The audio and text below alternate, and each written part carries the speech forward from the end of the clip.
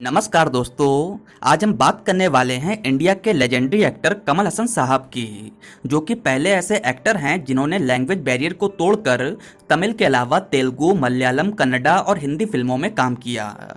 एक तरह से देखा जाए तो कमल हसन को इंडिया का पहला पैन इंडिया स्टार कह सकते हैं।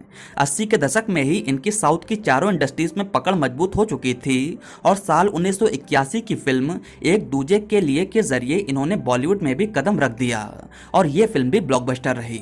हालांकि इस फिल्म को पैन इंडिया फिल्म तो नहीं कह सकते। बहरहाल एस शंकर के निर्देशन में बनी साल 1996 की फिल्म इंडियन, तमिल और तेलुगु के साथ साथ हिंदी में भी काफी सफल रही थी। दोस्तों, कमल हसन सर एक हाईली टैलेंटेड इंसान हैं। इन्हें तमिल, तेलुगु, मलयालम, कन्नड़ा, हिंदी, अंग्रेजी, फ्रेंच और बंगाली जैसी 8 भाषाओं में अच्छी पकड़ है। ये एक अच्छे एक्टर के साथ साथ अच्छे director, writer, producer, dancer, singer, choreographer और स्टंट डायरेक्टर हैं। ये भी कह सकते हैं कि ये ऑलराउंडर हैं और इन्हें फिल्म मेकिंग की सभी बारीकियां पता हैं। ये भरतनाट्यम और कथक में भी काफी निपुण हैं। इन्हें कराटे भी आता है और इनके पास ब्लैक बेल्ट भी है। दोस्तों, कमल हसन उन एक्टर्स में से एक हैं जो सिनेमा के लिए काफी ज्यादा पैशनेट रहे हैं। इन्होंने तमिल इंडस्ट्री को हमेशा से ही अच्छा कंटेंट दिया है। इनकी फिल्मों के सब्जेक्ट और चॉइसेस काफी हटके और अलग रही हैं। इन्होंने कंटेंट ओरिएंटेड फिल्मों में काम किया और मोस्टली मसाला फिल्मों से खुद को दूर रखा। इन्होंने नोवेल्टी और क्रिएटिविटी पर फोकस किया और इनकी फिल्में हमेशा से ही अपने समय से आगे की फिल्में रही हैं। इन्होंने लगातार एक्सपेरिमेंटल फिल्में की। कई बार तो इनकी फिल्में बुरी तरह से फ्लॉप रहीं। गुना, अनबे शिवम और हे राम जैसी फिल्में बॉक्स ऑफिस पर बुरी तरह से फ्लॉप रहीं, लेकिन आज इन सभी फिल्मों की गिनती कल्ट फिल्मों में होती है। सिनेमा में दिए गए इनके योगदान के चलते इनको साल 1990 में पद्मश्री और साल 2014 में पद्म भूषण से नवाजा गया। इन्हें अब तक 4 नेशनल अवार्ड मिल चुके हैं। इनको 9 बार तमिलनाडु स्टेट अवार्ड और 19 बार फिल्मफेयर अवार्ड से नवाजा गया। ये इकलौते ऐसे एक्टर हैं जिन्हें सबसे ज्यादा बार फिल्मफेयर अवार्ड से नवाजा गया। दोस्तों, कमल हसन सर की अब तक टोटल 8 फिल्मों को ऑस्कर के लिए भेजा गया है, जो कि किसी भी एक्टर की आज तक इतनी फिल्मों को ऑस्कर में नहीं भेजा गया। तमिल सिनेमा में हमेशा से इनका कंपैरिजन रजनीकांत सर से हुआ है और इन दोनों ही एक्टर्स ने तमिल इंडस्ट्री पर रूल किया। सीनियरिटी की बात करें तो कमल हसन रजनीकांत सर से काफी ज्यादा सीनियर हैं। जब रजनीकांत सर आए तब कमल हसन 20 से ज्यादा फिल्मों में काम करके अपना एक स्थायी नाम बना चुके थे। रजनीकांत सर ने कमल हसन की दर्जनों फिल्मों में छोटे छोटे सपोर्टिंग रोल्स और यहाँ तक कि निगेटिव रोल्स प्ले किए हैं और कमल हसन इन फिल्मों के हीरो हुआ करते थे। इन दोनों सुपरस्टार्स में काफी अच्छी दोस्ती है। इसके बावजूद इनका कंपटीशन काफी तगड़ा हुआ करता था। मेनली कमल हसन की ए सेंटर यानी कि शहरी ऑडियंस में पकड़ थी, जो कंटेंट ड्रिवन फिल्मों को देखना पसंद करती थी। वहीं रजनीकांत सर बी और सी सेंटर्स के बादशाह रहे और इन्हें मसाला फिल्मों का किंग कहा गया। जो रजनीकांत कर सकते हैं वो कमल हसन भी कर सकते हैं, लेकिन जो कमल हसन कर सकते हैं वो रजनीकांत नहीं कर सकते। ये मैं नहीं कह रहा हूँ, ये स्टेटमेंट खुद रजनीकांत सर ने एक इवेंट में दी थी। ये तो कह सकते हैं कि कमल हसन रियल लाइफ में एक सक्सेसफुल इंसान हैं, लेकिन रियल लाइफ में ये एक फेल्ड हस्बैंड हैं। इन्होंने साल 1978 में वानी गणपति से शादी करी, जिनसे साल 1988 में इनका डिवोर्स हो गया। साल 1988 में ही इन्होंने सारिका से शादी करी, जिनसे 2004 में इनका डिवोर्स हो गया। इस शादी से इनको 2 बेटियां हैं, श्रुति हसन और अक्षरा हसन। इस डाइवोर्स के बाद इन्होंने एक इंटरव्यू में बयान दिया कि ये शादी में विश्वास नहीं रखते हैं और इन्हें शायद शादी नहीं करनी चाहिए थी। इसके बाद 2004 से एक्ट्रेस गौतमी इनकी डोमेस्टिक पार्टनर रहीं। हालांकि इन दोनों ने शादी नहीं करी। एक टाइम पर उन्होंने अपने डोमेस्टिक पार्टनर की तारीफ करते हुए कहा था कि वो ओपन माइंडेड हैं। हालांकि आगे चलकर 2016 में ये दोनों भी अलग हो गए। अगर आप इनकी फैमिली को और ब्रीफ में जानना चाहते हैं तो इस वीडियो को देखें, लिंक आपको ऊपर आई बटन पर दी गई है। इसके अलावा कमल हसन सर भगवान को भी नहीं मानते। कई बार इन्होंने ऐसी स्टेटमेंट दी हैं जिसके चलते लोग इन्हें देशद्रोही तक कहते हैं और काफी सारे लोग इनके अगेंस्ट भी रहते हैं। इस पर क्या ही कह सकते हैं, ये इनका फ्रीडम ऑफ स्पीच है। खैर, Kamal Haasan sir on screen अपनी किसेस के लिए भी काफी मशहूर हैं। ये मानते हैं कि किसेस लव एक्सप्रेस करने का माध्यम है। 80 और 90 के दशक में इनकी काफी सारी फिल्मों में लिप लॉक रहे हैं। इन्हें तमिल इंडस्ट्री का इमरान हाशमी भी कह सकते हैं। काफी सारी एक्ट्रेस इसी वजह से कमल सर के साथ काम करने में कंफर्टेबल नहीं रहती थीं। खैर, हर इंसान के कमल हसन सर पर अपने अलग अलग पॉइंट ऑफ व्यू हो सकते हैं। मेरा काम है इनकी हर बात की आपको जानकारी देना। चलिए दोस्तों, अब बात करते हैं इनके शुरुआती दिनों की। दोस्तों, कमल हसन का जन्म 7 नवंबर साल 1954 को रामनाथपुरम मद्रास में हुआ, जो कि तमिलनाडु के अंतर्गत आता है। इनका जन्म एक अय्यर ब्राह्मण परिवार में हुआ। इनके पिता का नाम है डी श्रीनिवास और इनकी माता का नाम है राजलक्ष्मी। पिता इनके लॉयर और फ्रीडम फाइटर थे, वहीं इनकी मां राजलक्ष्मी एक हाउसवाइफ। इनकी मां ने इनका नाम पार्था सारथी रखा था, हालांकि बाद में इनके पिता ने ये नाम बदलकर कमल हसन कर दिया। ये कुल 4 भाई बहन हैं, जिसमें इनके बड़े भाई चारू हसन और चंद्र हसन ने कुछ फिल्मों में एक्टिंग करी है। वहीं इनकी बड़ी बहन नालिनी एक क्लासिकल डांसर हैं। इनका जन्म एक समृद्ध परिवार में हुआ। इसके बाद ये मद्रास यानी कि चेन्नई शिफ्ट हो गए, जहां इनके बड़े भाई पहले से ही अपनी पढ़ाई कर रहे थे। ये मद्रास पहुंचे और संथम से अपनी पढ़ाई करने लगे।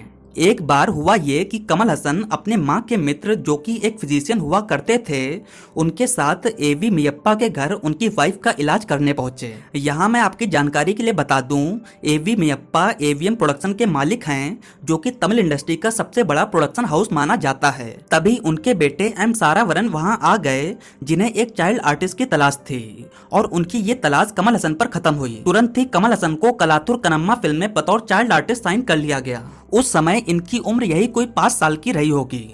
पहली ही फिल्म में काम करने के लिए इन्हें प्रेसिडेंट अवार्ड से नवाजा गया। पिता ने इनके काम को खूब सराहा और इनको फिल्मों में काम करने के लिए इनकरेज किया। इसके बाद ये 5 और फिल्मों में बतौर चाइल्ड आर्टिस्ट नजर आए। साल 1960 से साल 1963 तक ये फिल्मों में एक्टिव रहे और इसके बाद इन्होंने फिल्मों से ब्रेक लेकर हिंदू हायर सेकेंडरी स्कूल से अपनी पढ़ाई करने लगे। मीनवाइल कमल हसन TKS नाटक सभा और कई सारे थिएटर से भी जुड़े रहे, जहां इन्हें एक्टिंग की बारीकियां सीखने को मिली। तकरीबन 7 सालों के बाद कमल हसन साहब ने अपनी वापसी करी। ये डांस असिस्टेंट के तौर पर नजर आए। इस बीच ये मनावन, एन्नई वेलंकनी और क्रूथी मगन जैसी फिल्मों में बहुत छोटे छोटे रोल में नजर आए, जहां पर इनको क्रेडिट तक नहीं दिया गया। पहली बार के बालाचंदर की फिल्म अरंगेतरम में कमल हसन बड़े रोल में नजर आए, जहां इनको क्रेडिट भी दिया गया। इसके बाद ये के बालाचंदर की सोलंथम निन्नाकरण में निगेटिव रोल में नजर आए। इन्होंने कुछ सपोर्टिंग रोल भी प्ले किए। फाइनली मलयालम फिल्म कन्याकुमारी में इनको बतौर लीड हीरो कास्ट किया गया। ये फिल्म सफल रही और कमल हसन को बेस्ट एक्टर का फिल्म फेयर अवार्ड मिला। इसके बाद ये दर्जनों फिल्मों में लीड रोल और सपोर्टिंग रोल में नजर आए। फाइनली के बालाचंदर की फिल्म अपूर्व रागंगल के जरिए कमल हसन को बड़ी सफलता मिली और यही फिल्म रजनीकांत सर की भी डेब्यू फिल्म थी। फिल्म के विलन रजनीकांत थे और फिल्म के लीड हीरो कमल हसन। इस फिल्म के लिए इन्हें दूसरी बार फिल्म फेयर के बेस्ट एक्टर के अवार्ड से नवाजा गया। इन्होंने के बालाचंदर की मनमथा लीलई, मुंद्रू मोदीचू और अवरगल जैसी सुपरहिट फिल्मों में काम किया, जहां मनमथा लीलई के लिए इनको तीसरी बार फिल्म फेयर का अवार्ड मिला। के बालाचंदर ने इन्हें सफलता की सीढ़ियों पर चढ़ा दिया। फिल्म 16 वया थिनिले के लिए इनको चौथी बार फिल्म फेयर के अवार्ड से नवाजा गया। साल 1977 में कविता फिल्म के जरिए इन्होंने बंगाली इंडस्ट्री में, साल 1977 की कोकिला के जरिए कन्नड़ा इंडस्ट्री में और साल 1978 की मारो चरित्रा के जरिए इन्होंने तेलुगु इंडस्ट्री में कदम रख दिया। मलयालम फिल्म ईटा के लिए इनको 5वीं बार फिल्म फेयर अवार्ड मिला। साल 1980 तक ये 100 से अधिक फिल्मों में नजर आए और चारों इंडस्ट्रीज में अच्छे से पकड़ मजबूत कर ली। साल 1981 में इन्होंने एक दूजे के लिए फिल्म के जरिए बॉलीवुड में भी कदम रख दिया और ये फिल्म भी खूब चली। बॉलीवुड के अमिताभ बच्चन और राजेश खन्ना इनके अच्छे दोस्त बन गए। तमिल में इन्होंने अब तक MG रामाचंद्रन, शिवाजी गणेशन और जामिनी गणेशन जैसे दिग्गज कलाकारों के साथ काम कर लिया। इस बीच ये वरुमाइन, निरम शिवप्पू, उल्लासा, राजा परवई, सदमा, सागर और गिरफ्तार जैसी सफल फिल्मों का हिस्सा रहे। साल 1986 की film Swati Muttam commercially hit रही और कमल हसन को नंदी अवार्ड मिला। साथ ही साथ इस फिल्म को बेस्ट फॉरेन फिल्म कैटेगरी में नॉमिनेट किया गया। साल 1987 की नायकन कमल हसन की बेस्ट ऑफ बेस्ट फिल्मों में गिनी जाती है। इसी फिल्म से साउथ इंडस्ट्री में अंडरवर्ल्ड बेस्ड फिल्में बनना शुरू हुई। कमल हसन की इस फिल्म को 100 ग्रेटेस्ट इंडियन फिल्म में भी जगह दी गई। साल 1987 की पुष्पक विमान एक यूनिक साइलेंट फिल्म थी और कमल हसन ने अपनी एक्टिंग के जरिए फिल्म को हिट का टैग दिलवाया। ये फिल्म 35 हफ्ते तक चलती रही। साल 1988 में ये सनी देओल की मूवी अर्जुन के रीमेक सत्या में नजर आए और ये फिल्म भी सुपर हिट रही।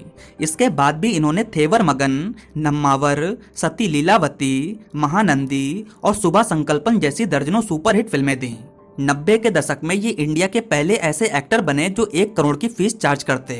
साल 1986 में एस शंकर के निर्देशन में बनी फिल्म इंडियन ब्लॉकबस्टर रही और साउथ इंडिया की पहली फिल्म बनी जिसने 50 करोड़ से ज्यादा की कमाई करी। साल 1997 की फिल्म चाची 420 के बाद कमल हसन ने बॉलीवुड की फिल्मों में काम करना एकदम से बंद कर दिया। वजह बताई गई कि बॉलीवुड में फिल्म बनने में 1 से 2 साल का समय लग जाता है, जबकि साउथ में 3 मंथ के अंदर ही फिल्म बनके रिलीज हो जाती है। इसके अलावा भी इनका कहना था कि बॉलीवुड की फिल्मों में अंडरवर्ल्ड का पूरी तरह से हस्तक्षेप रहता है, इसी वजह से इन्होंने बॉलीवुड छोड़कर तमिल फिल्मों पे पूरी तरह से फोकस किया। साल 2000 की फिल्म हे राम को काफी कंट्रोवर्सी का सामना करना पड़ा।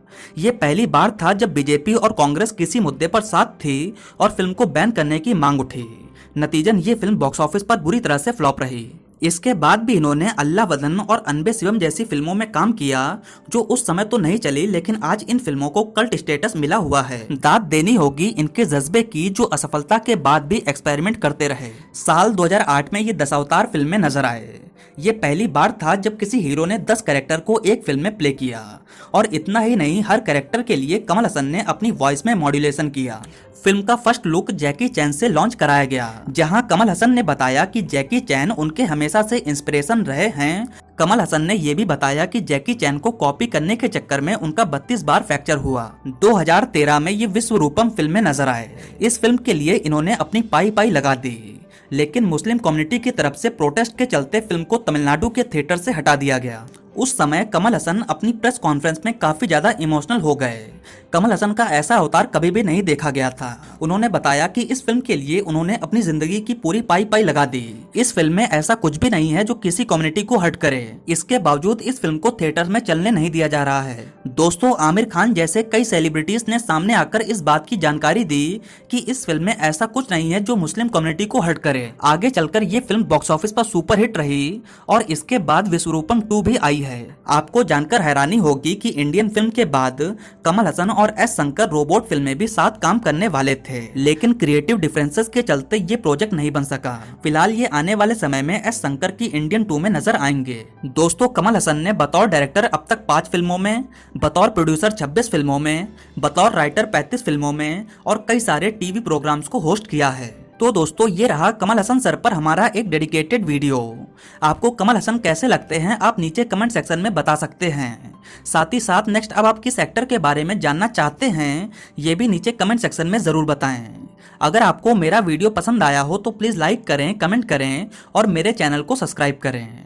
आपका बहुत बहुत धन्यवाद।